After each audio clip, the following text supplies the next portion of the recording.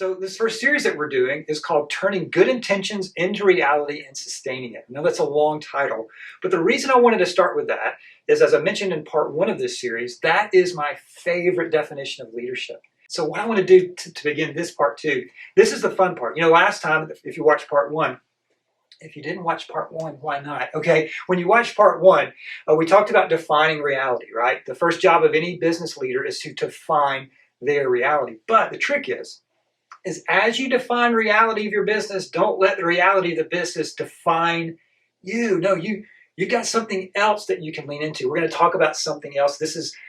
I love this. This is kind of my favorite part of this whole series. And we're going to talk about something I'm going to challenge you with. But I actually a few years ago, read a book called The Wright Brothers by David Mccullough. And you know the Wright brothers, Orville and Wilbur Wright. If you've ever flown in a plane, you can thank them.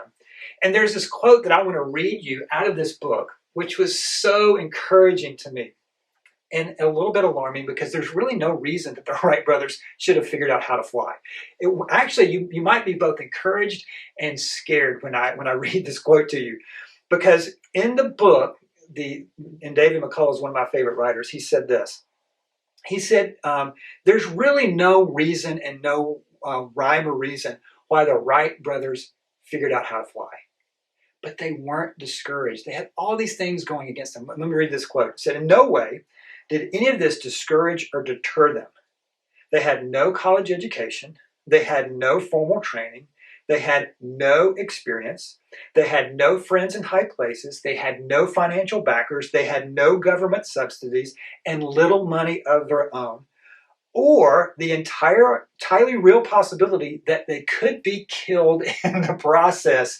In other words, what David Mccullough was saying is the only way they figured it out is they believed it was possible.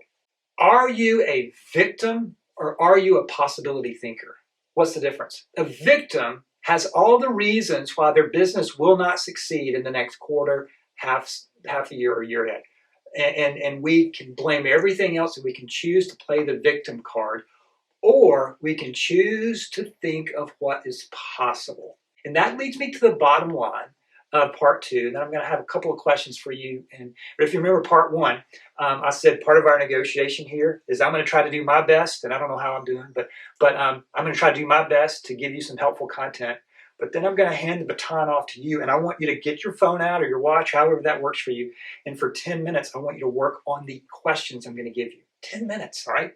But what I believe is that these 10 questions can push you forward as a business owner and business leader. You can't let reality define you. As I said in part one, yes, we must define reality, but we cannot let reality define us.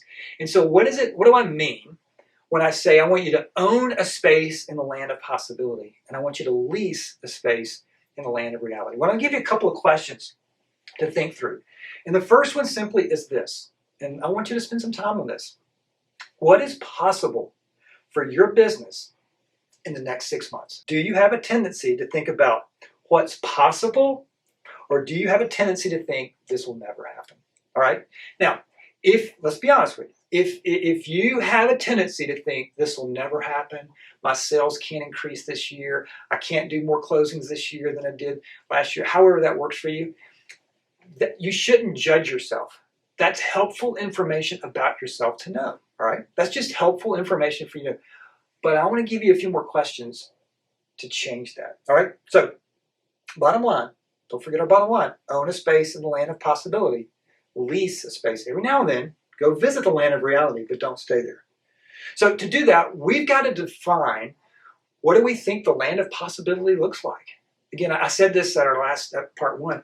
It's amazing to me how many business owners don't understand the numbers of the business. Because generally speaking, if you don't know the numbers of your business, they're not going to get better. We don't naturally drift toward health, right? I mean, occasionally it happens. So having said all that, what are your financial goals for your business this year? All right? And I want you to think through that. What are your financial goals for your business this year? And if you haven't really thought through that in any length of time, this is a huge gift to give yourself. Question number 2, how often are you looking at and reviewing your goals for this year? See, it's not enough to write this stuff down and then file them away somewhere. Every day you have to look at them and go, am I getting closer? Am I moving closer? Or did I retreat back? And sometimes, I understand this, sometimes we don't want to look at our goals for 2 minutes every day because it creates some angst in us. That's okay. Because just looking at them is a huge step forward.